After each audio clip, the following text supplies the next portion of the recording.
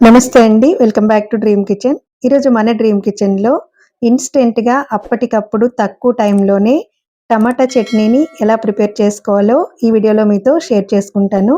ఈ చట్నీ దోస, ఇడ్లీలోకి super combination అండి.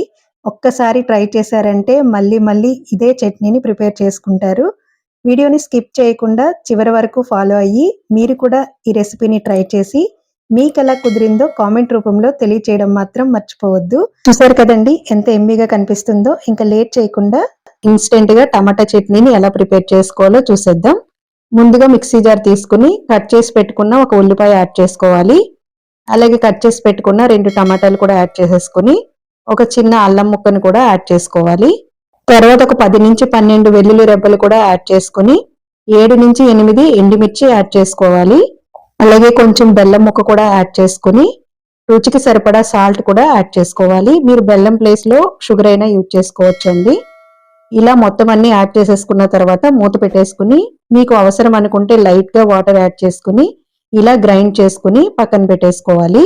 ఈ చట్నీకి పోపు పెట్టుకోవడం కోసం స్టవ్ వెలిగించుకుని పాన్ పెట్టుకుని ఆయిల్ వేసుకోవాలి. ఆయిల్ హీట్ ఎక్కిన తర్వాత 1 టేబుల్ స్పూన్ మినపప్పు, 1/2 టేబుల్ స్పూన్ ఆవాలు, 1/2 టేబుల్ స్పూన్ జీలకర్ర, కొంచెం కరివేపాకు వేసుకుని ఫ్రై చేసుకున్న తర్వాత మనం ముందుగా గ్రైండ్ చేసి పెట్టుకున్న టమాటా ఉల్లిపాయ పేస్ట్ కూడా యాడ్ చేసేసుకుని ఒకసారి కలుపుకున్న తర్వాత మూత పెట్టేసుకుని 2 నుంచి 3 నిమిషాలు కనుక మీరు మగ్గించుకున్నారంటే ఎంతో టేస్టీ అయిన ఇన్స్టెంట్ టమాటా చట్నీ రెడీ అయిపోయినట్లే. మన ఛానల్లో చాలా హెల్దీ అండ్ క్విక్గా చేసుకునే బ్రేక్ఫాస్ట్ రెసిపీలు, అలాగే restaurant style, hotel style chutney recipes ఉన్నాయండి. ఆ వీడియోస్కి సంబంధించిన ప్లేలిస్ట్ లింక్స్ని ఈ వీడియో కింద డిస్క్రిప్షన్లో ఇస్తాను. ఎవరికైనా ఇంట్రెస్ట్ ఉంటే ఒకసారి చూడండి. ఈ వీడియో మీకు నచ్చితే గనక లైక్ చేయండి, మీ ఫ్రెండ్స్ అండ్ రిలేటివ్స్ కి షేర్ చేయండి.